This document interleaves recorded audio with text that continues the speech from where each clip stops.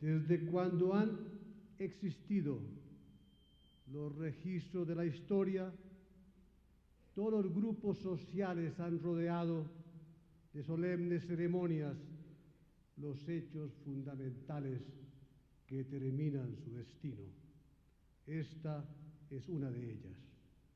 Se le exige al nuevo mandatario, más allá del rito y según acatada costumbre, que manifieste desde este recinto cómo va a gobernar. No es tarea fácil.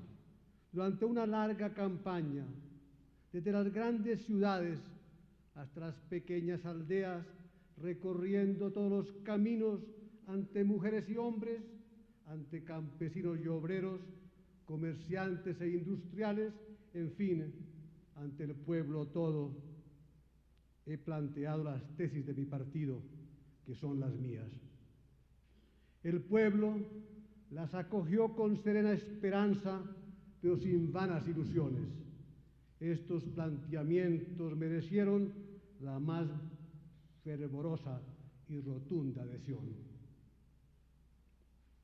La primera obligación de un gobernante es la de mantener la integridad del territorio y defender la soberanía.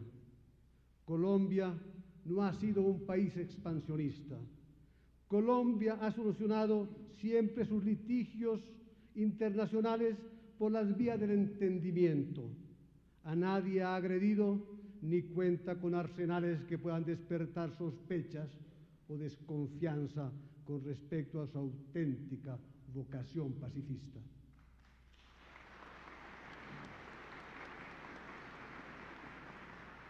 Su tradición es la de apoyo a las organizaciones internacionales y de acatamiento al derecho que regula la vida de las naciones. Hemos contribuido a la creación, desarrollo y perfeccionamiento tanto del sistema interamericano como de la Organización de las Naciones Unidas. Siempre hemos estimulado los anhelos integracionistas regionales y subregionales. Los principios de no intervención, de autodeterminación de los pueblos, de solución pacífica a las controversias suscitadas entre Estados, han inspirado siempre nuestro comportamiento internacional. Desprovistos de cualquier intención de interferencia indebida, hemos interpuesto nuestros buenos oficios cuando así lo han demandado las naciones amigas, cuya autonomía respetamos y cuya tranquilidad y progreso democrático anhelamos. No es propósito de mi gobierno alterar esta conducta. Nuestra política exterior ha sido la de mantener relaciones amistosas con todos los países, eso sí, dentro del respeto mutuo a la dignidad, la independencia y la soberanía. La no alineación la consideramos como un elemento de equilibrio en el sistema internacional y de apertura al diálogo entre los países industrializados y los países en desarrollo. Los intereses de Colombia están por encima de cualquier consideración emotiva o circunstancial. El tráfico de drogas y el terrorismo, graves delitos contra la humanidad, son preocupación principal de todas las naciones. Por ello, continuaremos colaborando con los esfuerzos que hace la comunidad de naciones para salvar a nuestra civilización de sus perversos efectos. El fortalecimiento de la amistad con nuestros vecinos, las relaciones con todas las naciones del Caribe y la urgencia de propiciar un mayor acercamiento al área del Pacífico son asuntos prioritarios de nuestra agenda internacional. Venezuela y Colombia son aliados naturales. Lo que nos une vale más, incomparablemente más, que aquello que nos separa. La ausencia de entendimiento empobrece no solo a las gentes de la frontera, sino a los dos pueblos. Procuraré alcanzar un acuerdo justo y viable para la delimitación de nuestras áreas marinas y submarinas.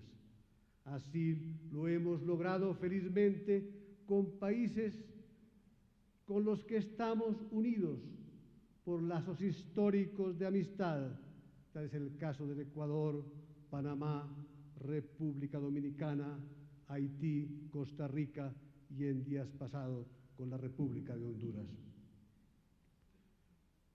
Las relaciones económicas internacionales guardarán armonía con nuestras metas de progreso y bienestar.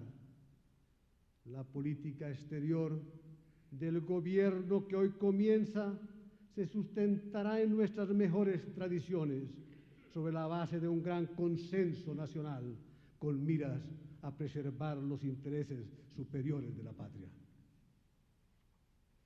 Mi tarea incansable será la de proteger a todas las personas en el ámbito de la República en su vida, honra y bienes. Este no es un propósito, sino una obligación impuesta a toda autoridad, cualquiera que ella sea. Agrego que me corresponde preservar la libertad, buscar la paz, promover el cambio y propiciar la igualdad. Sé que estos nobles conceptos constituyen unos ideales que como tales y en un mundo insatisfecho nunca se alcanzarán cabalmente, pero tienen que ser el propósito de la permanente obra del gobierno. Precisar con anticipación el derrotero minucioso de la acción del gobierno en una época de incertidumbre e inestabilidad sería adoptar esquemas dogmáticos que sujetarían al país a rígidos moldes y lo llevarían inevitablemente a la desilusión y al desastre. Un gobierno debe ser firme en los propósitos, pero flexible en la manera de procurarlos.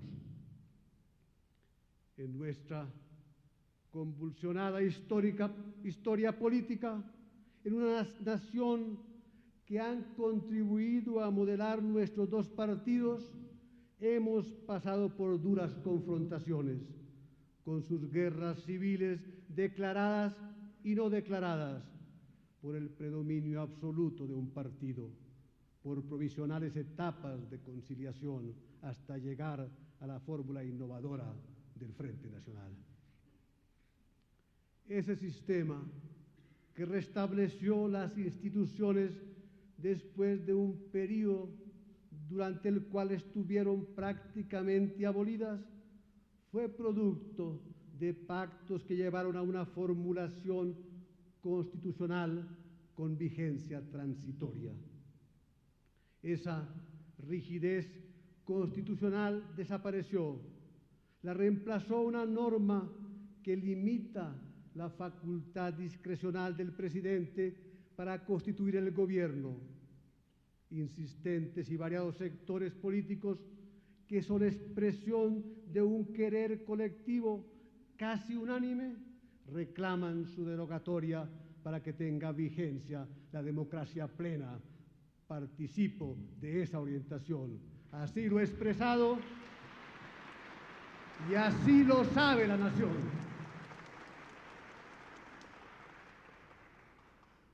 En los últimos 30 años, la sociedad se ha transformado.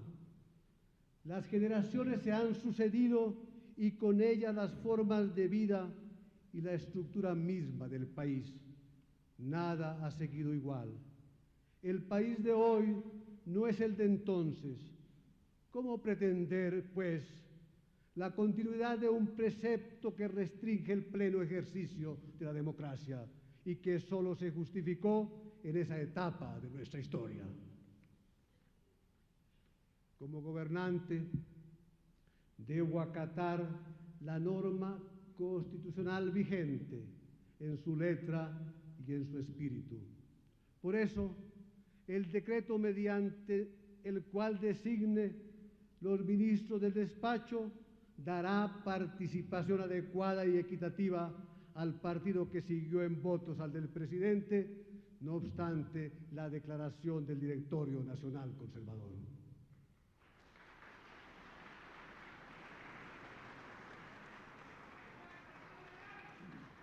Me propongo, porque así lo permite la Constitución, organizar un gobierno que ejecutará con espíritu nacional el programa liberal que sirvió de bandera para que el pueblo, libre y democráticamente, me eligiera para gobernarlo en el próximo cuatrenio.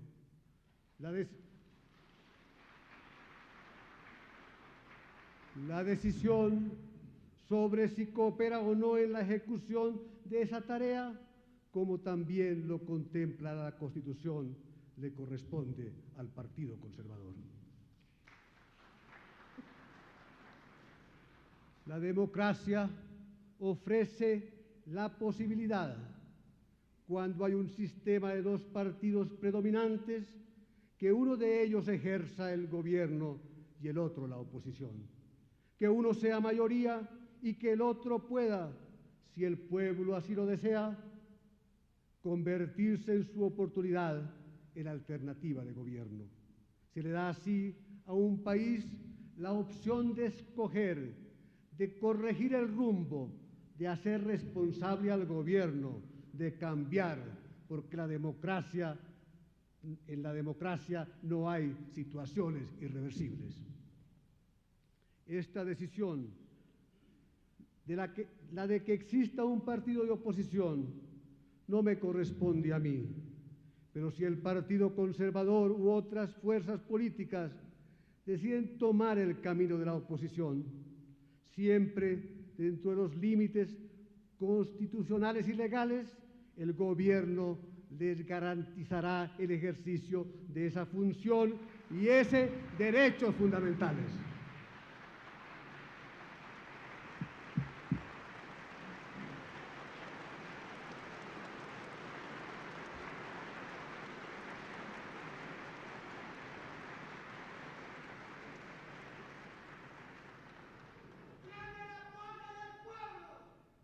La democracia rechaza las hegemonías y el partido de gobierno no puede arrogarse la potestad de dominar toda la vida de la sociedad. La discusión, la diversidad, los conflictos son de su esencia. Los reconoce y aún a veces los estimula, no los niega ni los coarta. De ellos deriva su dinamismo. Ellos son legítimos. Lo que ofrece la democracia son procedimientos para tramitar, dentro de un ambiente de convivencia, las distintas aspiraciones y la inconformidad. En la democracia se le encomienda a un partido que ejerza el gobierno y oriente al país, pero en ella la administración no es ni puede ser botín de un solo partido. Servir desde el Estado es un derecho y una oportunidad a la que debe tener acceso todo ciudadano capaz, sin distinción de partido, de opiniones, de clases, de raza o de convicciones religiosas. Este es el marco, un gobierno de orientación de partido con una administración sin exclusivismos, abierta a todos, y otra, gobierno y administración consagradas al servicio severo y pulcro de la nación.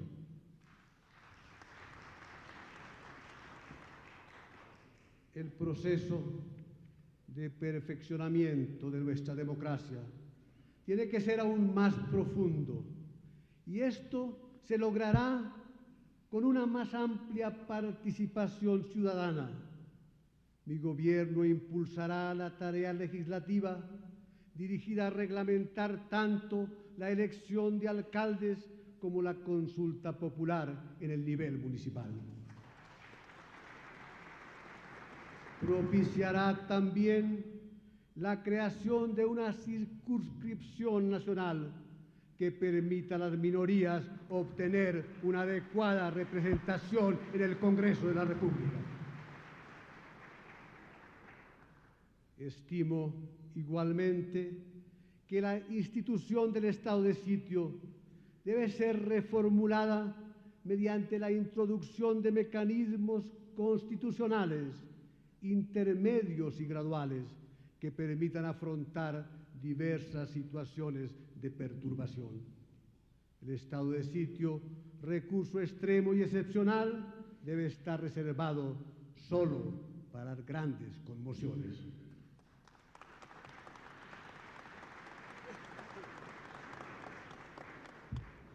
Estas u otras similares son las reformas que promoverá el gobierno, así provengan de la iniciativa del legislador o de la propia. La Constitución, con sus reformas sustanciales, ha llegado a ser un cuerpo de normas que cuenta con el acatamiento de la nación y que debe ser objeto por parte de los jueces y del gobierno antes que de apresuradas modificaciones de una interpretación ajustada a las transformaciones sociales. El país aspira a que con estos fundamentos se atiendan sus necesidades y se haga efectiva la acción del Estado. Es la hora de las realizaciones y no de las disputas teóricas.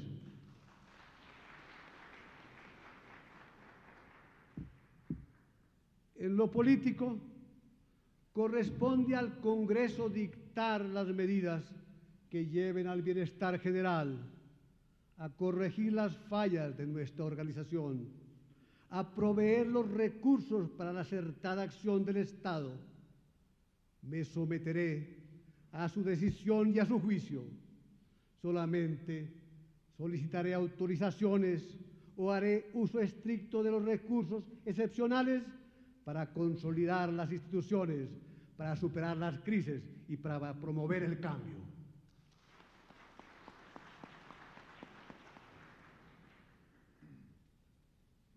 Mi gobierno no buscará pretextos para evadir los compromisos que adquirí como candidato. No haré transacciones por encima del querer de los electores, ni celebraré pactos de dirigentes basados en un supuesto consenso para eludir esa voluntad ciudadana.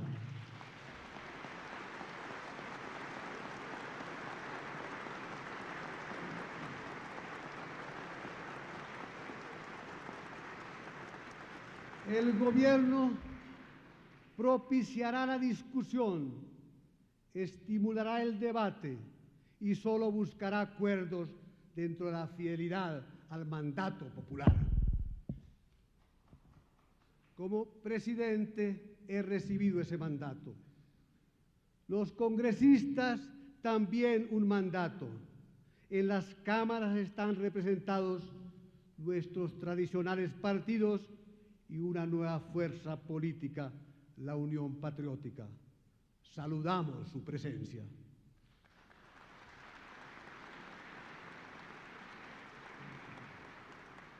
Estos hechos atestiguan y confirman la validez de nuestras instituciones democráticas, que por elecciones libres, como fueron las de marzo y mayo, permitieron ventilar nuestras divergencias políticas. Ese sentimiento democrático ha penetrado la conciencia de todos los colombianos.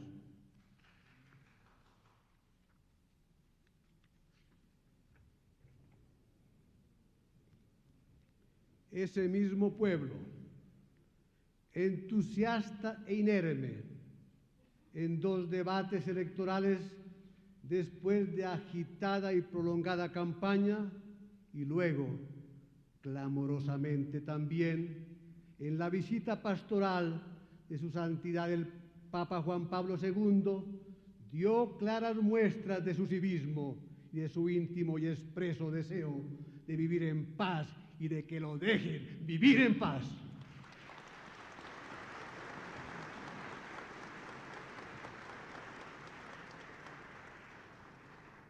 Miremos la nación.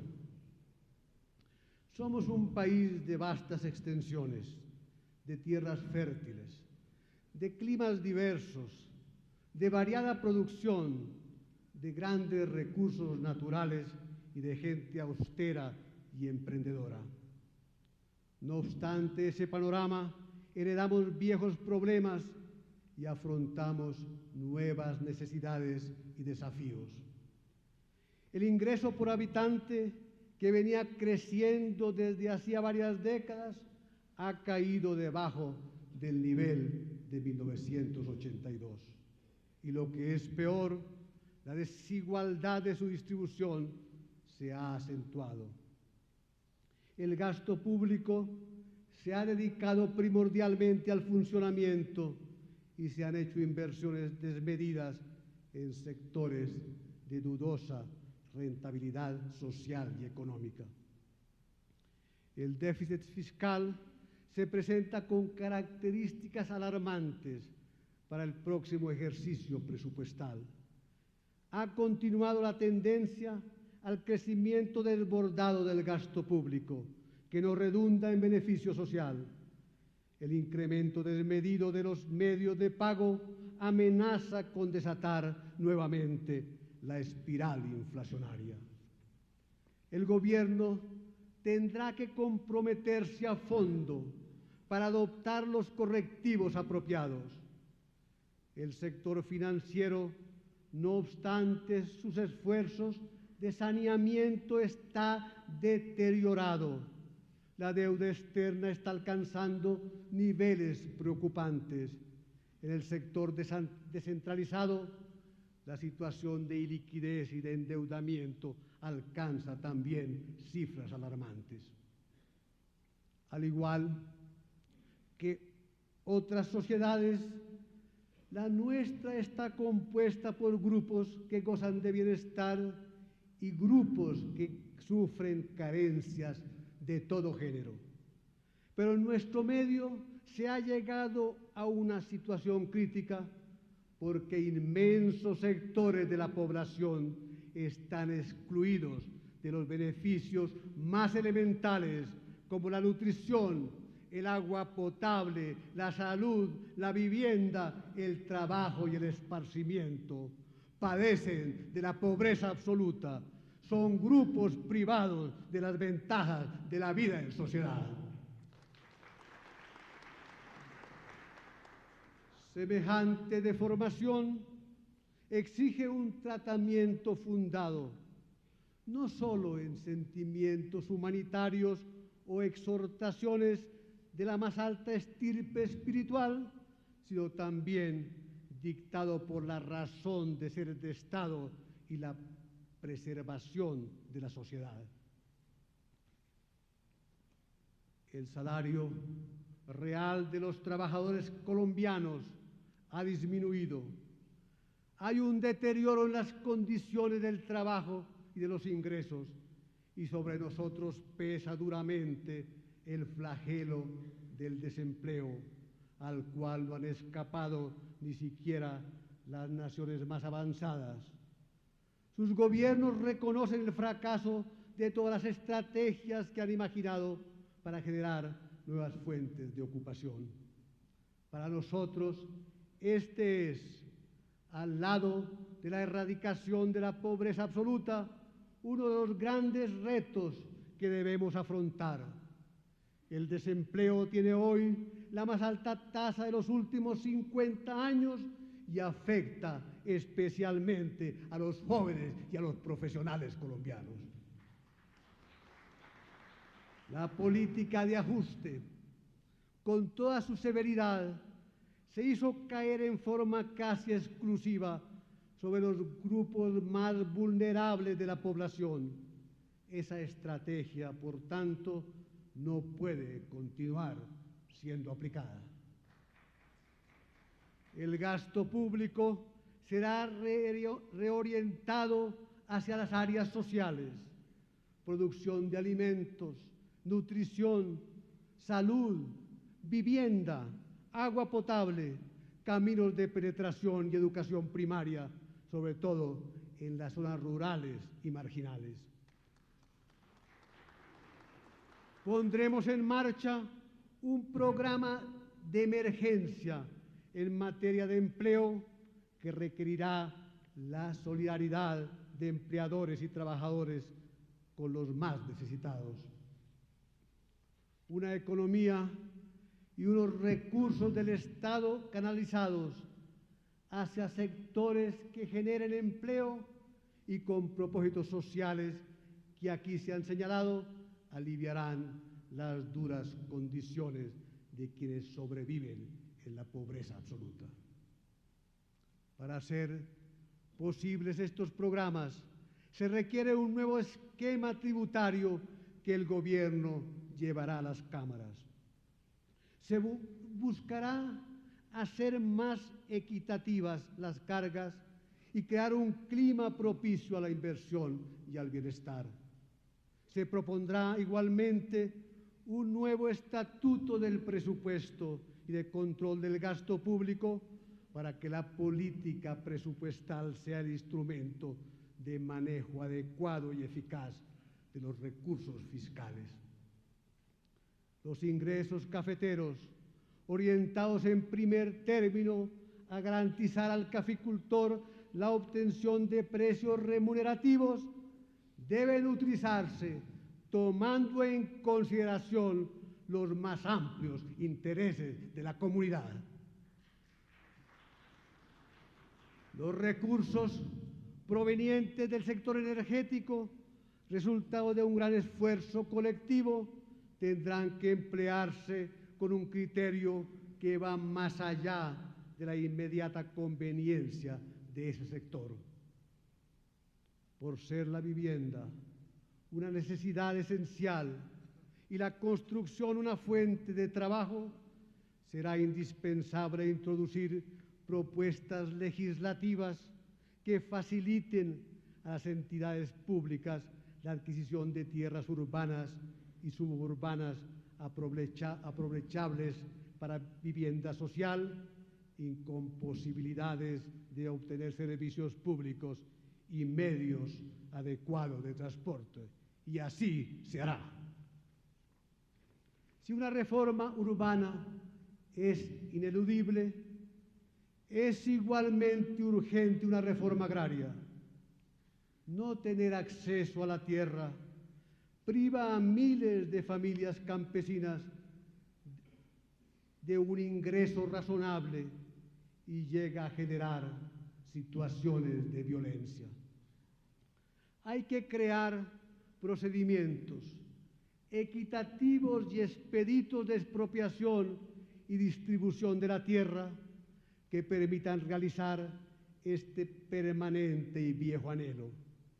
Pero al mismo tiempo hay que hacer uso de los más importantes avances tecnológicos para llevar la modernización y el estímulo al sector rural. Es urgente incorporar a la actividad económica nuevas tierras. Las tenemos fértiles y en vastas extensiones, pero muchas permanecen inexplotadas. La construcción de vías y la regulación de aguas son obras que hay que emprender para ampliar la promisoria frontera agrícola de Colombia.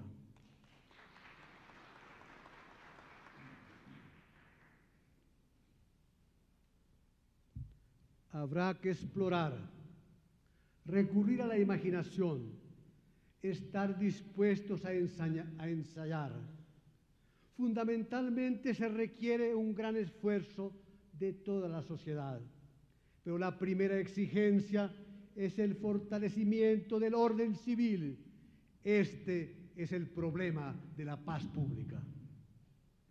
El nuestro, a pesar de todas sus deficiencias, es un Estado constitucional en el cual pueden convivir todas las tendencias, desde las más aferradas al pasado hasta aquellas deseosa de introducir cambios radicales. El fundamento de la convivencia es el respeto a las normas. Así se pretenda lograr virajes sustanciales. Por eso, las instituciones deben tener plena vigencia o recobrarla cuando se ha perdido. Si todos obramos dentro de las instituciones, si ceñimos nuestro comportamiento a los mandatos constitucionales y legales, si ventilamos nuestros desacuerdos por la vía política, si tramitamos nuestras controversias, conflictos y quejas, haciendo uso de los recursos e instancias judiciales, si nos comprometemos a una auténtica y vigorosa empresa de cambio social, político y económico, si obramos con patriotismo, sinceridad y honestidad, podremos recuperar la vía armónica de una civilización y una sociedad civilizada. Cuando se perturba el funcionamiento de las instituciones, cuando se quiebra la convivencia entre los ciudadanos, la búsqueda de ese restablecimiento y de reconciliación debe ser tarea primordial y permanente del Estado. El gobierno debe estar siempre dispuesto a examinar nuevas perspectivas y a considerar propuestas de entendimiento. Nuestro empeño de reconciliación debe continuar dentro de lineamientos claros e institucionales, porque se trata precisamente de recuperar la normalidad y restablecer la convivencia en Colombia.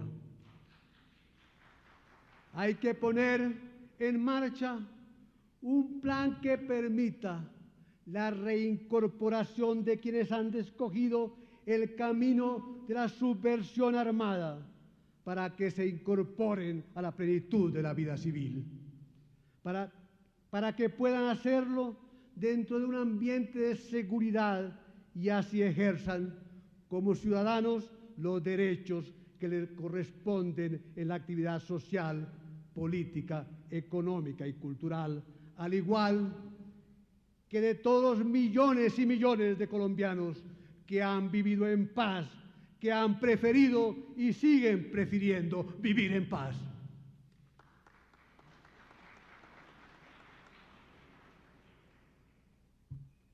Para hacer efectiva esta perspectiva, consolidar lo alcanzado y avanzar, se creará un organismo dependiente directamente del presidente de la República, que dirigirá y coordinará los planes políticos, sociales y económicos que contribuyan a la normalización y promuevan la rehabilitación de las zonas y las gentes azotadas por la violencia. Para ello, no deben escatimarse esfuerzos ni recursos. En este empeño corresponde a los jueces un aporte decisivo, que quien viole la ley, que quien sobrepase e infrinja las normas institucionales, quien quiera que él sea, cualquiera que sea su categoría o posición, reciba la correspondiente sanción. La paz y la convivencia reposan en una justicia eficaz, imparcial y pronta. El Estado debe dar a los jueces siempre y con mayor razón en estas circunstancias excepcionales en que se hace más necesaria su función, los instrumentos apropiados para que desempeñen con eficacia y seguridad todos sus deberes. Para lograr estos objetivos, el gobierno garantizará en primer término la independencia de los jueces. Hay que rodearlos de dignidad, protegerlos y asegurar su eficacia. Será un propósito de este gobierno propiciar el cumplimiento de estos necesarios presupuestos para la vida de la comunidad. Al presidente y a las Fuerzas Armadas, la sociedad les atribuye el encargo de velar por la paz pública. Es un deber ineludible. Ese es el fundamento mismo del origen y razón de ser del Estado. Si ellos no lo cumplen, quienes se sienten agraviados o quienes ven en peligro sus intereses y derechos, tienden a arrebatar por su propia mano lo que creen que les es debido, y esa pretendida justicia privada es intolerable. Dentro de este marco, el Estado y su brazo armado deben proceder estrictamente ceñidos a la Constitución, sometidos rígidamente a la ley, respetando los derechos que corresponden a toda persona como ser humano. Aparentemente el Estado, el gobierno y las Fuerzas Armadas están en desventaja. Quienes optan por la rebelión y quienes escogen la vía siniestra del terrorismo violan derechos esenciales, el derecho a la vida, a la propiedad y a la seguridad. El Estado no puede utilizar métodos semejantes. Si lo hace, pierde su legitimidad, su prestancia moral y el acatamiento de las gentes, que son precisamente en la paz y en la guerra los fundamentos esenciales para el ejercicio permanente y sereno de la autoridad.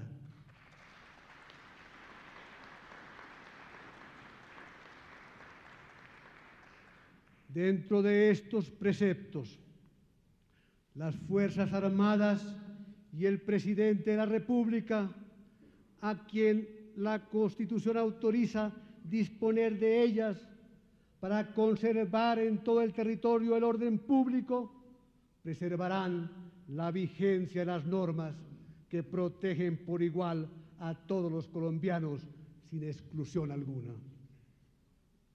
La misión de la autoridad civil, apoyada cuando sea el caso en el poder reglamentado del estamento militar, consiste esencialmente en la defensa de los derechos y en la exigencia del cumplimiento de los deberes constitucionales de todos. Es la utilización legítima de la fuerza la que genera aceptación por parte de la ciudadanía. Su uso arbitrario, en cambio, provoca rechazo y lleva a la violencia.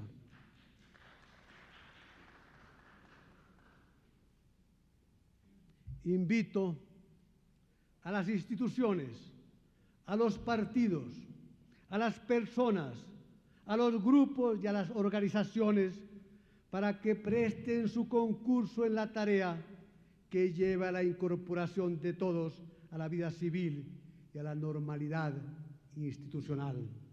Se trata de una empresa solidaria de todos los colombianos y no de una labor solitaria del gobierno.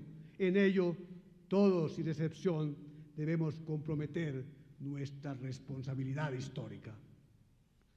Los principales destinatarios de esa obra de gobierno serán los más necesitados y las regiones más retrasadas. Hoy, más que en el pasado, la sociedad está fragmentada por profundas grietas.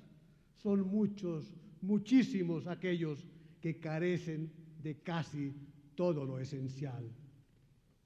Si nuestra sociedad quiere preservar sus valores y hasta su propia existencia, debe concentrar la principal acción del Estado en crear para esos colombianos condiciones que sean menos amargas. De nada servirá a quienes tienen privilegios amurallarse, aislarse y desentenderse del destino de sus propios compatriotas, obstaculizar el cambio y obstruir las reformas. La autoridad no será guardián de desigualdades aberrantes ni de indebidas ventajas ya establecidas.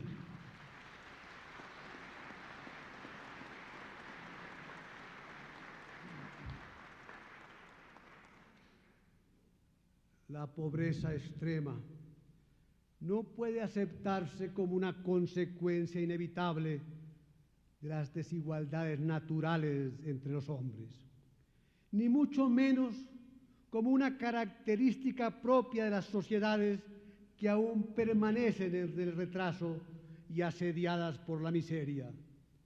En las postrimerías del siglo XX, Colombia no persistirá en fórmulas de comprobada ineficacia. La presencia de varios jefes de Estado y de representantes de gobiernos amigos me anima a proponerles que afrontemos los latinoamericanos con la solidaridad de otros países la gran batalla contra la pobreza. Durante mi gobierno, este será un tema prioritario de las deliberaciones regionales, bilaterales y multilaterales.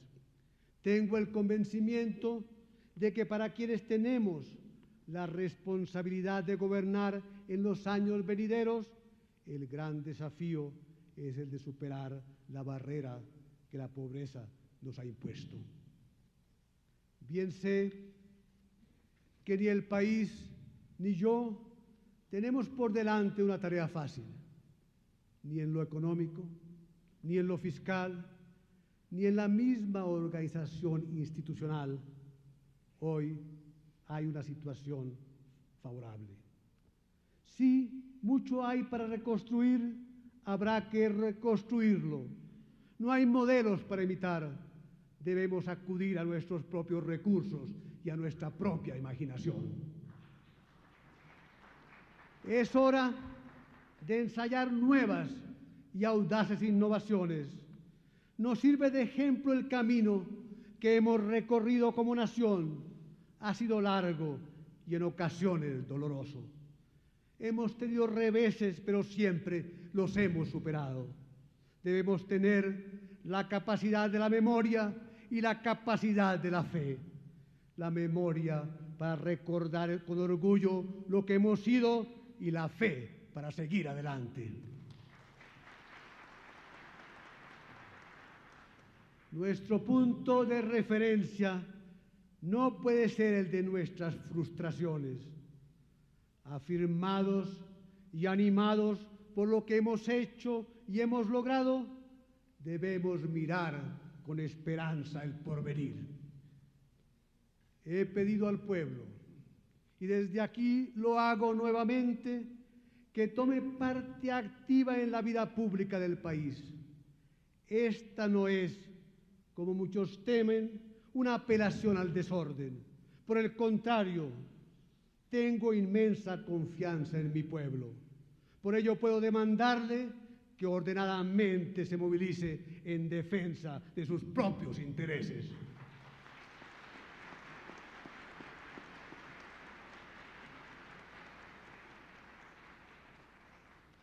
Debemos tener confianza.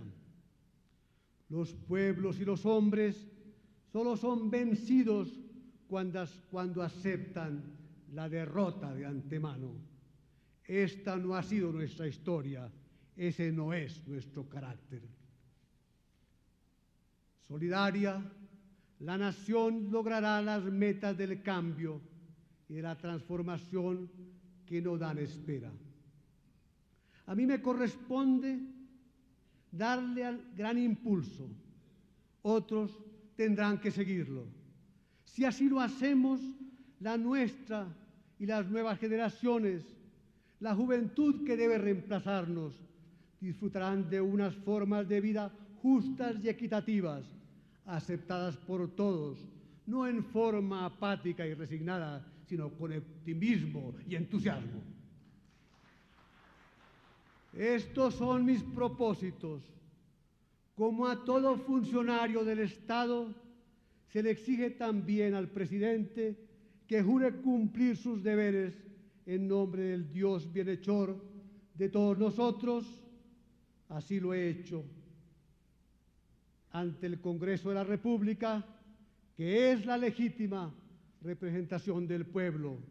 Que Dios y mis compatriotas me acompañen en esta tarea.